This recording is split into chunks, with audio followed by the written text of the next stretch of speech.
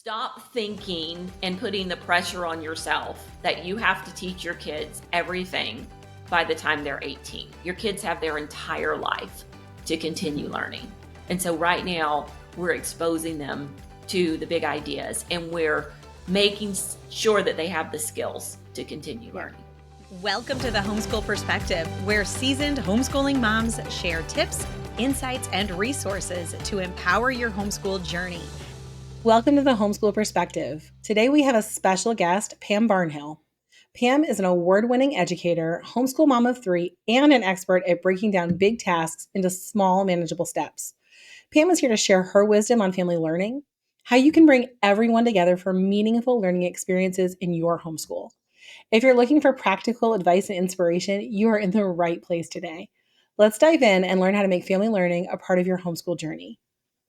Pam, we would love to hear a little bit more from you on what led you to create this family-led learning resource hub that you've created on your site. Yeah, thank you so much for having me, guys. It is so great to be here with you today. So I homeschool mom of three here, in the homeschool world. I realize three is not a lot, but it sure felt like a lot when I had all of these little kids, right? When I was trying to homeschool them all together. And, I think one of the things is I had been a public school teacher. And so I was used to dealing with a classroom full of 30 kids. And what I did not know that. Yeah, wow. Yes. That is news. That is news to me. Yeah. Okay, sorry. So I did not mean to interrupt you. It's okay. I was a middle and high school. Okay. I was technically a language arts teacher, but my passion was journalism because I'd been I said that for the longest time, like every job I ever had in my life, I got because I learned how to do computers like Photoshop in high school. Okay. Yeah. And then that was really great because I would take my high school kids and I would say, I'm going to teach you how to do this and you can have a job out of this one day. And they would come back to me and they would say, oh, Ms. Barnhill, I got this job because of the skills I learned in your yearbook class. So I did. And I loved it. I loved teaching middle school and high school journalism. And I taught English as a second language as well, which was really fascinating. And what I knew from teaching, especially those English as a second language classes, they were smaller classes. So I would have maybe 20 kids in those classes, but I would have some kids in the class who could barely speak English at all. And then I would have other kids in the class who were really fluent and were working on some much higher level skills. And it was all different languages, y'all. So they were not all just speaking one other language. And I spoke only English. Right. Mm-hmm. So, we've got this situation where we've got these kids who are not only at multiple grades, but also at multiple levels. And I'm trying to teach them all something. Well, this was the perfect training for homeschooling. Yeah. So now I have these three little homeschool kids, and everybody thinks, like, when you come out of the public school system, most of the time you think, oh, fifth graders have to do fifth grade work. And if you're just listening to audio, I'm like doing my little air quotes here. And third graders have to do third grade work. And what we know as teachers is it's not so clearly defined as all of that, right? It's not like parents get it in their head that that's what it is, but there is no clear-cut definition for really what that is. And even within third grade work, you've still got third graders with varying abilities. And so I took all of that knowledge that I had and I said, you know what? We're going to make my homeschool life easier. Now, my kids happen to be fairly close in age. There was like 4 years between my oldest and my youngest. And so we always taught history together and science together. And we also did a lot of language arts together, everybody working on the same thing at the same time. And we were doing this through our morning time. So our morning time was a lot of truth, goodness, and beauty, but it was also a lot of these skill subjects. When I started talking about morning baskets and when I started talking about morning time, we focused a lot on the truth, goodness, and beauty aspect of it. But as we went farther along, I realized that a lot of people were really longing to check the boxes to say, oh man, I got history done. I got science done. I got language arts done today. And they wanted to be able to do that through morning time. So how could we create resources for them so they would feel confident saying, I'm checking the box for my second grader and my fifth grader with a single lesson. And that's where our family learning stuff was born. Oh, I love I love that. that. That's so awesome. What a journey too. Like what a journey from and I love how as lifelong learners like we all are, we can take like bits of things that we experienced in our past and apply it to what we're creating now, like how you used your experience from homeschooling, from teaching, and all of that just kind of went together to create these plans. I love that. Yeah, thanks. Well, I'm super curious, Pam. What is in your morning basket right now? Oh, my personal morning basket? Oh, Yeah. okay. So we're lucky because I just recorded a podcast about like what curriculum I'm using. So maybe I can remember it. It's actually really simple. So I have two kids that I'm homeschooling right now. My oldest is graduated. And so, yeah, thanks. I have a That's ninth awesome. and I have a senior, and they're boys, and they're not like horribly excited about school. Mhm. I was telling a friend yesterday, it's like, I'm kind of in the meh phase of homeschooling. And she's graduated 3. And she says, yeah, I remember the meh phase with some of my kids. So, but what we're doing right now is we always start our morning off with the world from A to Z with Carl Azus. He used to do CNN 10. I've interviewed him a couple times. He's a fabulous guy.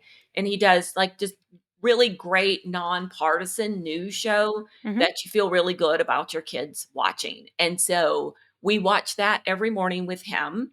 And it's just a great way to get everybody like, I have teenagers, y'all. So I have Yeah. to go wake them up in the morning Yeah. to start school. Like Yeah. back in the day when they were like 10 and I wanted them to sleep, they were waking up before me.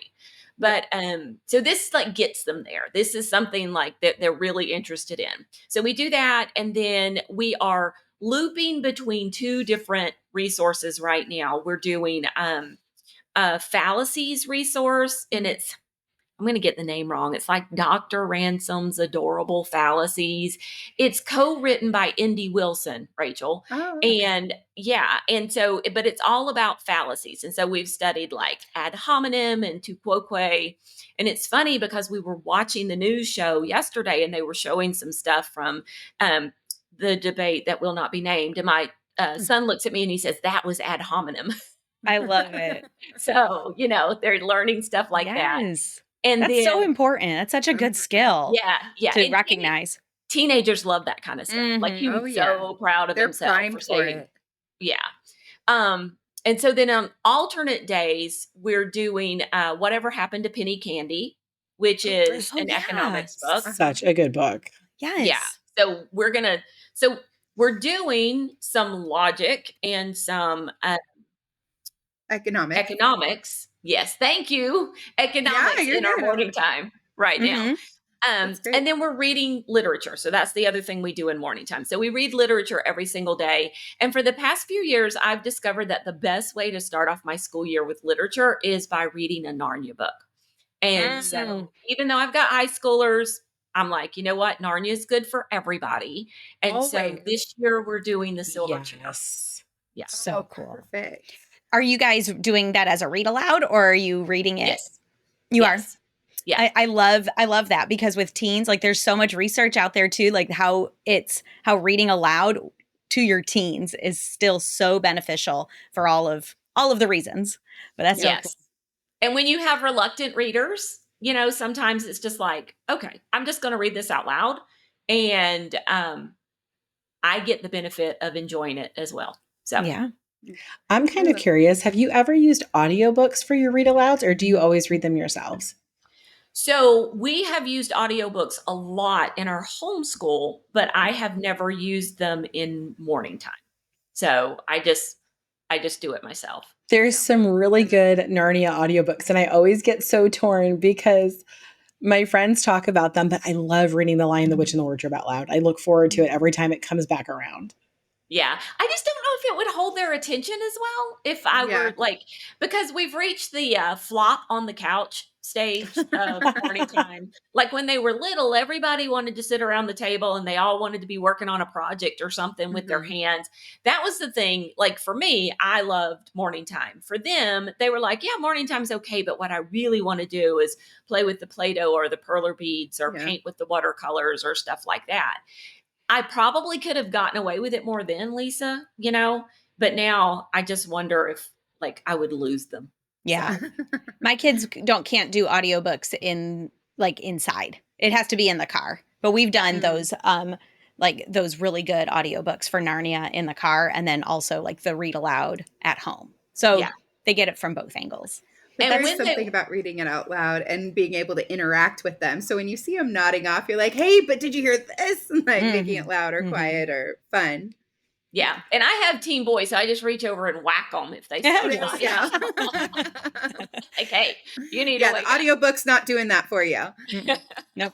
I love that you said your kids sit at the table and would do Yeah. perler beads or Legos or things, because there was this idea when my kids were younger and morning baskets were really a new and fresh idea in our homeschool community at the time. It was very romanticized. You had this vintage basket and these really like meaty books, and you would sit down and your kids would sit there in their little pinafores and I don't know, hands folded in their laps or something, and it was going to be quiet and they were going to pay attention, and they were just so eager for it. And of course that's not reality, but that was the picture that was painted for me as a new homeschooling mom. And I was like letting my kids build with Jenga blocks on the floor and make racetracks for their choo-choo trains and things like that while we're reading. And I Yeah, always felt like kind of embarrassed by the way we did morning time. And it's so cool to hear you say that, because I think that a lot of our listeners who are newer to homeschooling need to realize that you do what works for your kids. yeah, Mhm. Do yeah. you And have I had this romanticized version of my own, Lisa. Like we were going to sit on the couch. We were going to like have a fire in the fireplace. And let's just start with the fact that I You live in live. South Alabama, right? Just gonna say that. It's There not are only the like place. maybe 10 days out of the year where you can actually build a fire. And we had a wood burning fireplace. So Oh, like that you takes can't, effort. right, it takes effort. You can't build a fire and then like leave the house for gymnastics at 1 o'clock because the fire, it was just dumb. Then so we're gonna sit on the couch. This little fire is gonna be going. We're all gonna be sipping hot chocolate, and they're gonna sit there and listen to me read. And Mhm. the reality was it was too hot for a fire, too much work to build a wood fire. Hot chocolate would have been spilled all over the place. And whenever I sat on the couch, they thought about like who was going to sit next to me, or we had a sectional that like wrapped around and jutted out into the room. They were doing like flips off the back. And I was like, this morning time thing just does not work. We're just That gonna sounds have like to do my this. house. Like Yeah. we just can't do it. But all it really took was moving it to the table. Yeah. And then it worked great for about 10 years at the table. And then we kind of eased our way back into the living room, Mhm. and now they just kind of, flop over the furniture. They are still kids. I think that's like at the end of the day, sometimes our vision forgets that they are still kids. We have to give them parameters or things to work in. Pam, I would love to hear more about. So we love family learning. I have 3 kids as well. We love family learning. We do a ton of things together.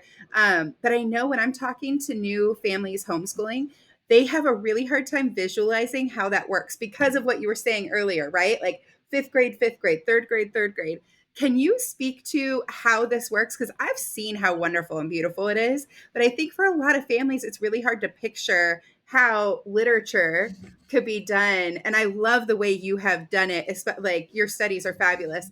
But can you speak to and kind of help new families get a vision of how this works? Because I think it's a hard one to grasp at, especially when you haven't tried it yet. Yeah, yeah. Well, the technical term is differentiated instruction. Yes. Yeah. Mhm. So but what that really means is we're going to teach people at their level. So we're going to choose a book and we call them high engagement books. And the Narnia books are definitely some examples of this, or Mhm. things like, Trumpet of the Swan by E.B. White, or Charlotte's Web, also another really good one.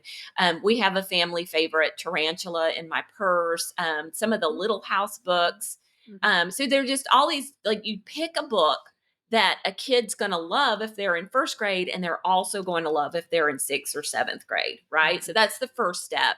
And then once you do that, you can differentiate instruction by like expecting different output from an older student. So maybe they're going to give you written output, whereas a younger student's going to give you oral output.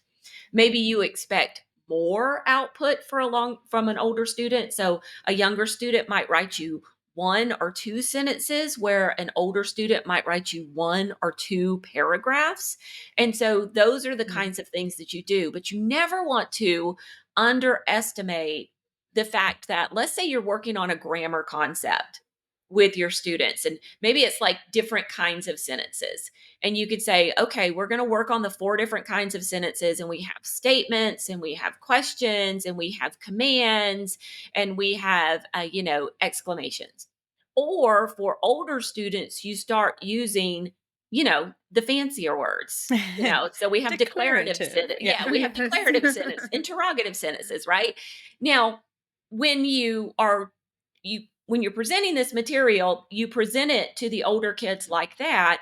But when you talk to the younger kids, you can use those simpler terms. And the younger kids might just like identify that, what kind of sentence. Oh, yeah, that's a statement. That's a question. Whereas you may turn to your older kid and say, can you write me an example of an interrogative sentence? Or can you find me an example of a declarative sentence? Hmm. And so you can do all of that while they're sitting at the table. And as you're working with those older kids, so much trickles down to Yeah. the younger kids as And well. up too, Yeah. because like your older kids might have missed the fact that, a statement is a declarative, like they might have missed that somewhere, The little or it's gaps. Yeah. fuzzy. There's a little Yeah. gap there, and you're explaining it to your younger kids, and it's like, oh, That. oh, the clicks for your older kids. I've seen that happen with my Yeah. kids. Yeah. Yeah. Yeah. So that, I mean, that's it, it's really just as simple as that. That's how it works. And so, and then you can give the older kids some extra assignments to do. Go Mhm. through the book we're reading and find me some examples of this. Write me some examples of this. You're not going to ask the younger child to do that. They've just Mhm. taken part of the lesson. They've been exposed. They've watched you Yeah. do it on your little whiteboard or something like that. But the older kids, you go deeper with them. Yeah, they move to the application phase. When I Yeah. love that you've created resources so that moms don't have to be figuring this out completely on their own, right? Mm-hmm. That can feel overwhelming, especially when you have a wide range of kiddos. Yeah. Um, what about for families that have a child with special needs in the mix there? Do you feel like family learning supports that? Or do you think that that's something that can be um, more challenging with family learning?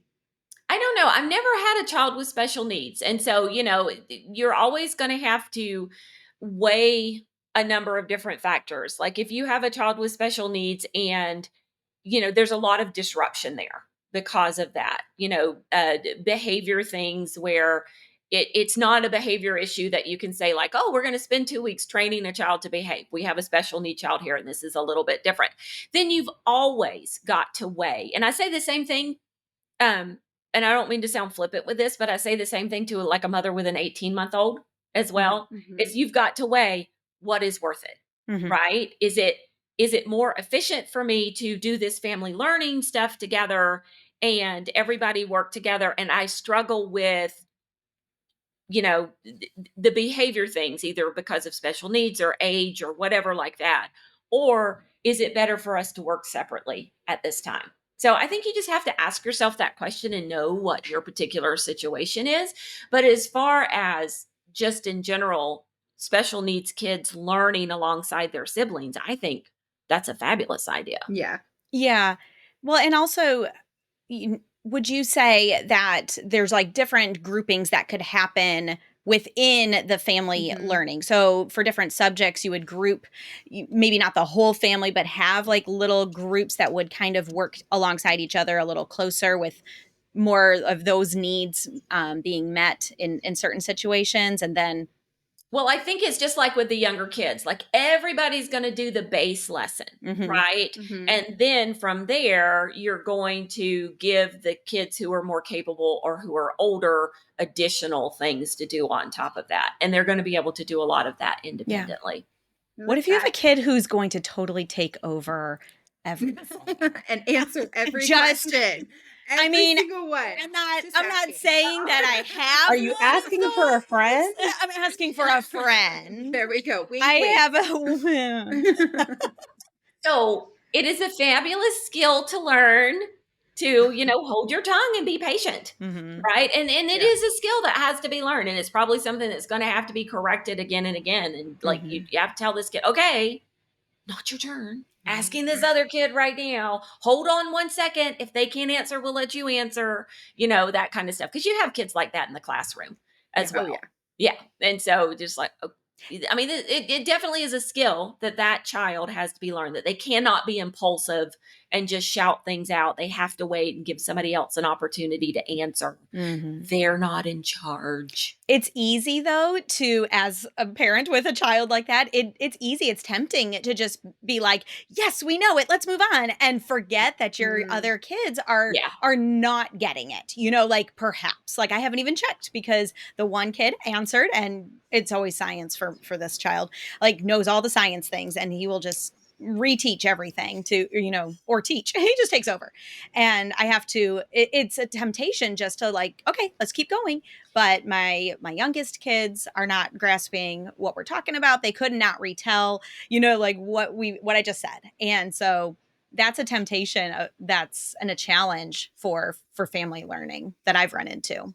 I think that's such an important point, is to make sure like uh you're making sure that everybody's getting a chance to tell what they know. I think the other thing, just depending on the age difference between the kids, I never worried as much if that youngest child was mastering the material, Mhm. because they are the youngest child. They are going to cycle back to that material again Mhm. before they leave the home. Yep. So if he didn't quite grasp all the nuances of, something that we were reading or doing, let's say with like the American Revolution, honestly, I didn't expect him to grasp it at the same level as the older ones.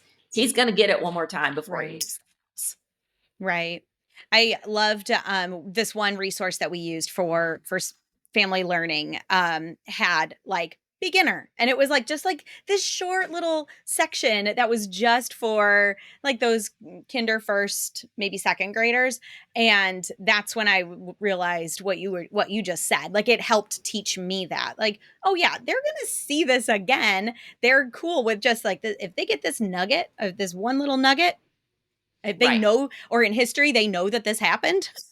Cool. They're going to get it later, and they're going to get it deeper. So I love thinking about education as cycles like that, because they do. They see it again. And it's like a broad to narrow. Like when they're really young, it's this broad general knowledge. Like we want to know that these things are out there. These things are there. And then as they get into the middle school years, it's like we're getting a little more specific here. Now we're not just learning about plants and animals. We're learning life, like life science. And then in high school, it's like biology, or, like it's getting more specific as we move up. So And that's I how I think so much of what they learn in the younger grades is just exposure, Mm-hmm. Yeah, right? And exactly. remember, we're talking about content area subjects here. And I think this is such an important distinction to Oh, make. mm-hmm. We're not talking about skill based subjects, which Very are true. things like math and learning to read and spelling and handwriting, where every child enters into the process of learning at the beginning and then systematically goes through to the end, moving at their own pace. And almost all of that is done individually. We're Mhm. talking about broader content area subjects, which are things like science and history and language arts. And when you think about it, none of your kids are going to master that before they leave Mm-hmm. school, right? It's all just exposure. Even if you take this, a senior who's like really into chemistry or something like that, sorry, they're not going to master chemistry before they leave No. your homeschool, unless they're like Einstein or somebody, right? Yeah. And so it's all exposure. Mm-hmm. So That's true. Yeah. How would you structure a day with family learning, That's balancing what I'm curious. Yeah. family Yeah. learning and those individual skills that they need to work through? So what I like to do, especially when my kids were little, is we would always start our day with morning time. Notice that I didn't say we would start our day early with morning time because we started as late as 11 a.m. before. Yeah. So, but it's a great way to start your day. And so that is where we put all of those family learning subjects in there. And then at times, I mean, our morning time right now is probably about 45 minutes long. At times, my morning time, keeping in mind I had three who were very close in age, and we did a lot of our content area Mm. subjects, it went up to an hour and a half.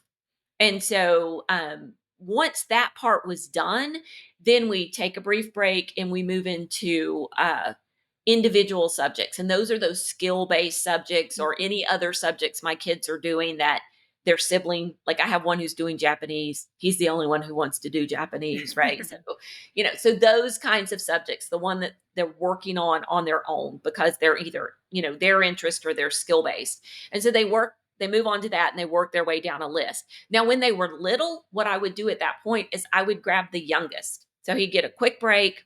I would grab him and we would all be sitting at the table and the older kids would be doing some individual stuff that they could do on their own. And I would get him, I would finish all of his stuff and you're done. Release Leave. him. Go. Leave my table. Yes. Yeah. Don't get hurt. Yeah. Right. And then I would do the next oldest child, take anything that he hadn't been able to finish, do by himself, anything he needed me for. And then once again, don't kill your brother. And then, and so that was the way we did it. And that worked really well for us.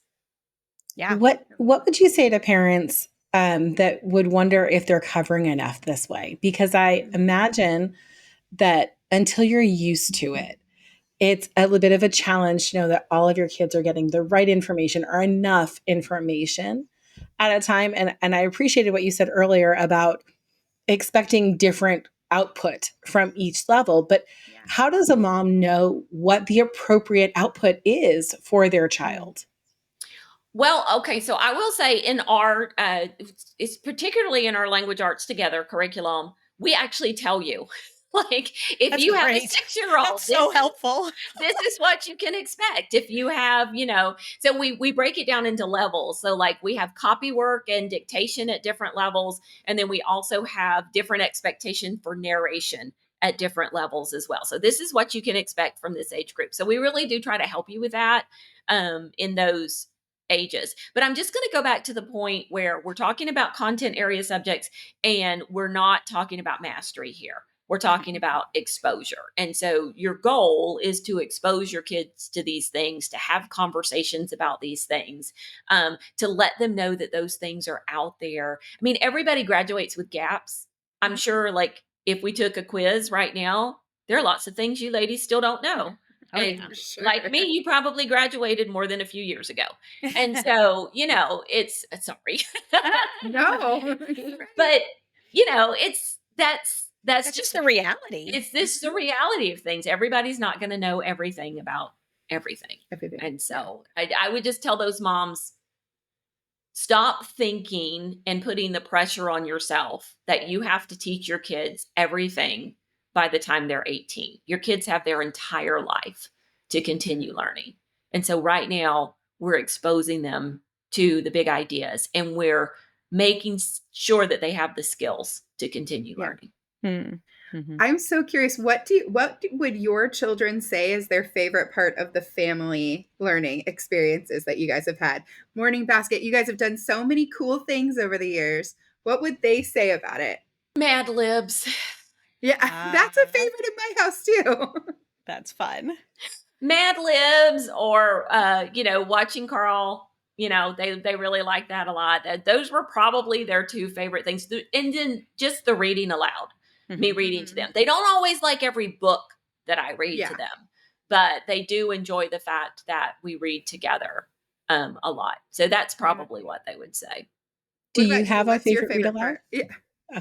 Oh, do I have a favorite read aloud? Gosh, I would say probably, we read Animal Farm last year. Oh. And that was just, oh gosh, no, it was 2 years ago now, y'all. Because my daughter was a senior and she was not a senior last year. So it was 2 years ago. And so at that point, Thomas, who is now a ninth grader, was in seventh grade when we were reading it. And and you typically do not read Animal Farm with a seventh grader. Yeah. And he was so engaged in that book. Wow. And just like, oh, wow, Mom, that's like blah, blah, blah, blah, blah, blah, blah. Just constantly bringing up like things he saw online, or like, oh, Mom, this is gaslighting. Did they call it gaslighting? That kind of stuff. He was just really, really into it.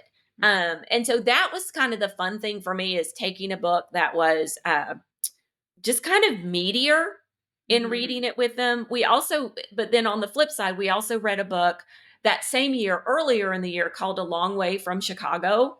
And that one was just hilarious. And, we had just so much fun reading that one. And so, yeah, it's hard to pick a favorite. Would you Those say shared reading? experiences are so great. Yeah. Sorry. Yeah. I was just going to say, would you say that the reading aloud is your favorite thing, from like your favorite piece of the family learning, or what is your favorite? I don't always like the physical act of reading aloud. Sure. And I've gotten— it's tiring sometimes. It is. It's exhausting. And I've gotten better at it over the years. Actually, we have a blog post on our blog that was written years ago by Kathy. I think it's Kathy Weiss was her last name. And she was just a veteran homeschool mom even then. And basically her premise of this blog post was, it's a skill you build. Like if you don't like reading aloud at first, if it's difficult for you, like you build that skill and you only get better at it by doing it more and more. So like take heart, keep doing it. And, eventually it will get easier. And I definitely have found that through the years. So I don't like the physical act of reading aloud. Like I can't do it for hours and stuff like that. But what I love is the shared stories and the conversations we have from the reading. And we would totally miss that if we weren't sitting there and reading aloud and learning together. So just all the fascinating conversations that come up that we get to have during the day. Yeah. Such a great way to know them as they grow too, and have those conversations and help them develop. It's my favorite. Why, if for a family listening, what would be the number one reason you'd tell them to implement, if they haven't already, implement family learning in their home? Because we love it. I love it. I would sing its praises all the time. But what would you say if there's a family listening who hasn't tried this yet? What's the number one reason they should run and start implementing this? It's so hard to pick just one. I'm going to pick two. Okay, let's do. Okay, all right, there we go. So first of all, the connections that I just talked about. I mean, my kids and I, we do have that entire shared history of conversations through the years, inside jokes. I mean, even their dad, like sometimes we'll be like riffing off of stuff we've read, and he wasn't there for morning time. So he's not in on the jokes. He doesn't get it. Right. And so we have that shared connection forever and ever. But then I'm also like super type A planner efficiency person. And oh my goodness, you cannot beat learning together as a family for the efficiency of it. It would like completely drive me crazy if I had like this kid doing ancients and this kid doing the American Revolution and this kid doing state history. And how in the world am I supposed to keep up with all of that? Sure. And so putting everybody in one history, us learning it all together for the year, like that, I love it. We've done it both ways, and I agree with you. Yeah. It's so much simpler, and then you can enjoy it more, right? Because you're not like, wait, are we talking about Paul Revere or this guy over here? It's too many things to keep in your head. Yeah, it's a lot of decision fatigue is what it is. When you have so many different subjects, and decision fatigue is the number one enemy of homeschool moms. Preach. That is so true. May I ask, how much time are you spending a day on school with this method? So the boys typically, now, like just the family learning, we're spending anywhere from 45 minutes to an hour, right? Because we don't do the logic and the economics every day. We loop between those two. So we're only doing one of those a day. And what I mean by looping is like, I don't say, well, we're going to do this one Monday, Wednesday, and Friday, and we're going to do this other one Tuesday and Thursday. It's like we do one, And then the next day we do morning time, whether that be the following Monday or we skip until Tuesday because we had Labor Day off or something like that. We pick up with the other one and we just alternate between the two. So that part's taking about an hour, and then the boys' individual work takes anywhere from another 2.5 to 3 hours. And so they're getting about 4 hours worth of school every day, Yeah. or they're doing that. Yeah, which is so great for high school. Yeah. I mean, I have one kid who does like 2 hours straight of math tutoring a couple days a week. So that's a pretty long day for him. That is. Exciting to be on that end of your homeschool too, where you can see all the fruits of everything you've put in consistently over time. Do you have any encouragement for our younger mamas that you can share now that you're really on that edge where you can see all the fruit of this work you've laid for years? Just expect it to change. I mean, I think hopefully the most encouraging thing I can tell you is that like 6 months from now, a year from now, something's going to be different. And you're going to be sitting there going, why is this so hard? Like this worked before. Why am I failing?